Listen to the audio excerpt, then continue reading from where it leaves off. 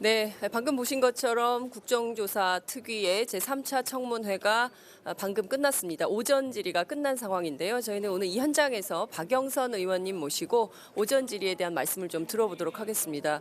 의원님 반갑습니다. 네. 끝나자마자 또 이렇게 인터뷰에 응해주셔서 감사합니다. 네. 우선 오늘 아침에 그 최순실 씨의 육성이 대한민국 국민들에게 처음으로 공개가 됐습니다. 아, 그런 거죠? 예. 네. 저도 처음에 그 육성 테이프를 네. 그게 전화 녹음 테이프인데요. 네. 듣고 굉장히 깜짝 놀랐습니다. 그래서 이렇게 독일에서 귀국하기 전에 사전에 이거 막아라, 어? 이런 전화 내용을 네. 이미 전달을 했구나. 네. 그런데 왜 검찰은 그때까지도 이렇게 최순실 씨 소재 파악이 안 된다, 네. 뭐 이런 식으로 그때 그랬습니다. 검찰이 그러지 않았습니까? 예. 그래서 이 사건을 보면 사실은 저희가 청문회를 하지만 진실을 말하는 사람과 진실을 말하지 않는 사람이 확실히 구분이 있는 거고요. 네. 그리고 청와대에서 적극적으로 나서서 뭔가를 이거를 갖다 계속 차단을 하고 있다. 이제 이런 네. 느낌이 많이 듭니다. 그리고 또 이제 그 삼성과 최순실 그 정윤회와의 관계를 삼성 측이 은폐하기 위해서 네. 증인들을 수단과 방법을 가리지 않고 지금 내보내지 않고 있지 않나 이런 의심을 하고 있습니다. 네. 그렇군요. 그 녹음 파일을 조금 더 들어가 볼게요. 이게 정확하게 언제 날짜에 녹음된 걸까요? 제가 알기로는 네. 10월 27일로 알고 있습니다. 10월 27일이요. 네. 그러면 최순실 씨가 귀국하기 전에 독일에서 직전입니다. 예. 다 이렇게 네. 한 건데 이 녹음 파일은 한 개입니까? 아니면 더 많은 파일이 있습니까? 오늘 들려드린 거 말고 네. 내용이 좀 더 있습니다. 아, 그렇군요. 네. 그것은 이제 순차적으로 공개를 네. 하시게 되는 네. 건가요? 네. 자, 우선 굉장히 놀라운 대목이 다 지시를 하고 난 다음에 이대로 안 되면 우린 다 죽어라는 겁니다. 그러니까 뭐 이게 뭐 조폭도 아니고요. 그러니까요. 예? 그러니까 뭐 예를 들면 이성한 그 사람은 배신했으니까 돈 네. 요구했다. 이걸로 네. 몰고 가라. 그렇습니다. 그다음에 고영태 거기는 나하고 잘 몰랐다고 해라. 뭐 이렇게 이제 다 지시를 내리는 대목. 이게 이게 조폭들이 저기 뭐야 사건이 크게 됐을 때 네. 이게 두목이 내리는 지시사항으로 그렇습니까? 네. 네. 보이는. 저도 사실 지금 오늘은 특히 마음이 무겁습니다. 왜냐하면 세월호 유가족들이 청문회장에 와 계시고 네. 그리고 또 이렇게 사건을 은폐하기 위해서 사전 준비가 있었다는 거. 이제 그것 때문에 굉장히 지금 마음이 참 무겁습니다. 예.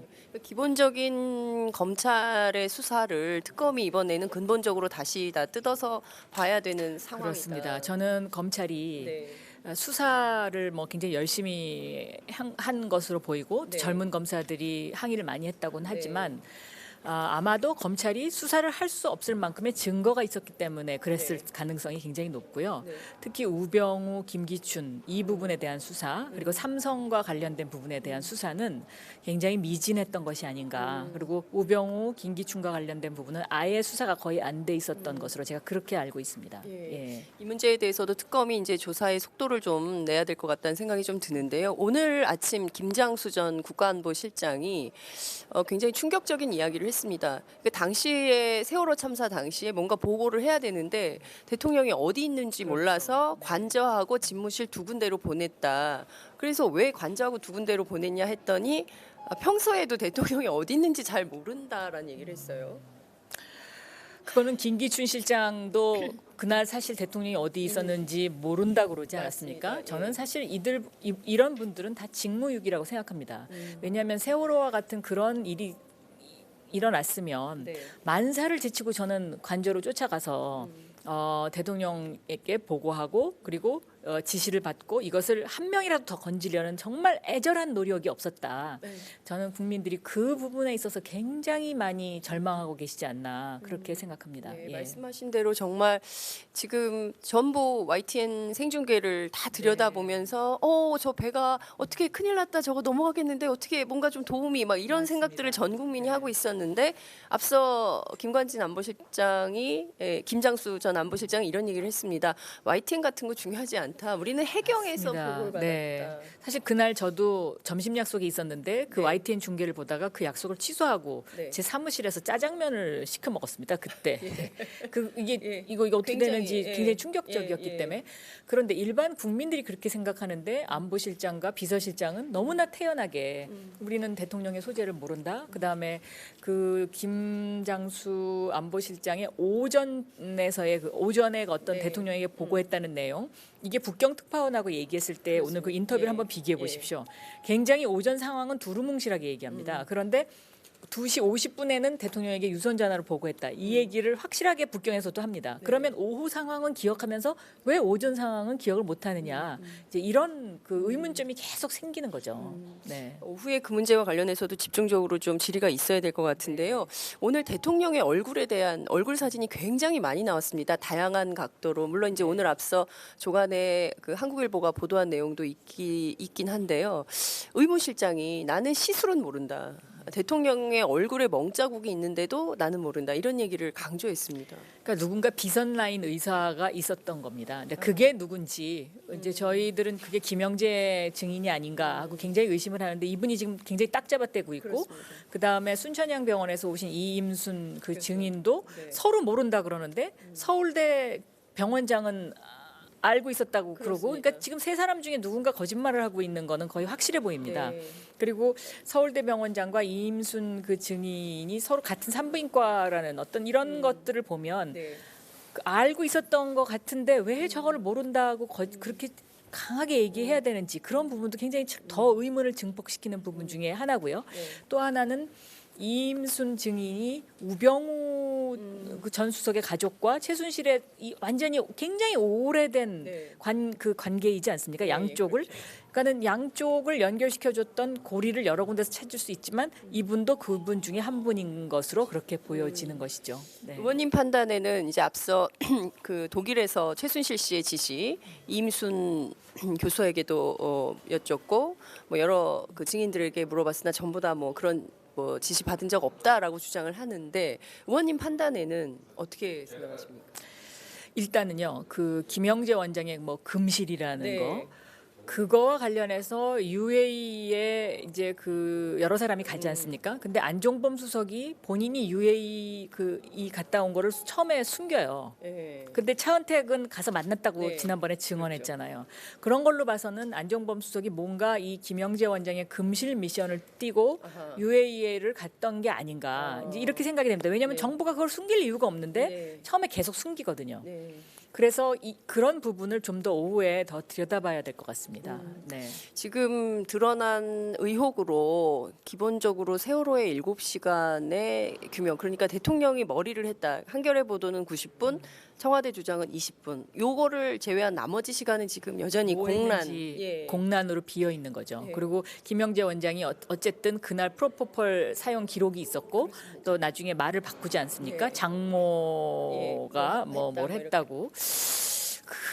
그 퍼즐을 풀어야 될 것 같습니다. 네. 그렇군요. 네. 오후에 또 집중적으로 질의를 하셔야 될 것 같은데요. 핵심적인 질의는 어떤 방향을 세우고 계신가요? 아무래도 오늘은 그 세월호 유가족들의 한을 좀 많이 풀어드려야 되지 않을까. 그래서 세월호 유가족들이 궁금해하시는 그쪽에 질의를 좀 많이 하고 싶은데 어쨌든 지금 오전 상황을 보면 그 동안에 그래도 뭔가 이렇게 그 얘기가 이렇게 조금 좁혀지는 듯한 느낌은 갖고 있습니다. 네, 네. 그러니까 5시간 반의 비밀. 그러니까 그냥 국민적으로는 오후에 머리를 하러 오라고 불렀다면 적어도 아침에는 머리도 안 됐고 했죠. 네. 뭐 얼굴도 안 하고 네, 뭐 네. 이런 거 아니냐. 네, 네. 그렇습니다. 저도 그렇게 생각합니다. 정황상. 예. 네, 정황상. 네. 그렇다면 오전에 시술 혹은 그거는 하여튼 저희가 더 질의를 네. 해서 네. 의문점을 풀어가는 게 좋을 것 같습니다. 알겠습니다. 예. 의원님 끝으로 한 말씀 부탁드릴게요. 저희 국민들께서 함께하고 계신 이 방송인데요. 네. 요즘 이제 국민들께서 정말 오늘도 제가 질의하는 동안에도 문자가 너무 많이 들어오고요. 또 예. 카톡으로도 정말 제보를 많이 해주십니다. 네. 그런데 이렇게 많은 그 국민들의 그 열정을 보내주셔서 정말 감사드리고요. 저희가 힘을 모아서 이런 어떤 그 의혹들을 함께 풀어 나가고 이렇게 또 직접 민주주의가 실현된다는 것, 이런 현장을 국민과 함께 공유하는 것, 이게 굉장히 중요한 의미가 있는 것 같습니다. 아, 맞아요. 저한테 어떤 시청자께서 그날 너무 잘하셨다고 말씀을 전해달라고 했어요. 김기춘 비서실장이 어버버 막 헤매는 순간. 제가 그때 좀 어떠셨어요? 더 잘했어야 되는데요. 그날 저도 그 김기춘 그 비서실장이 너무 딱 잡아떼니까 제가 알고 있었던 사실도 말 못한 게 아직 사실 더 많이 있습니다. 그러니까 그래요? 김기춘 비서실장이 최순실을 사전에 알았다는 그 팩트를 사실은 좀 더 갖고 있습니다. 그런데 아, 정말요? 예. 다 못했습니다. 그 어디는 알려야 될 것 같은데요. 네, 근데 이제 앞으로 예. 이제 할 생각입니다. 네. 지금 증인들이 계속 안 나오고 있습니다, 의원님. 네. 이 문제 되게 심각한 것 같은데요. 아, 그럼요. 예. 그래서 정말 그 안 나오는 증인에 대해서는 반드시 어떤 무거운 형사 조치가 있어야 될 것 같고요. 그리고 또 그 국민들께서 왜 우병우 수석도 뭐 우병우 고라는 예, 예. 포켓몬 고처럼 그러니까요, 예. 그런 것까지 만들어서 이렇게 함께 해주시니까 저희도 정말 더 열심히 해야 되겠다는 그런 생각이 들고 있습니다. 알겠습니다. 오늘 말씀 잘 들었습니다. 네, 감사합니다. 감사합니다. 네, 박영선 의원과 함께했습니다.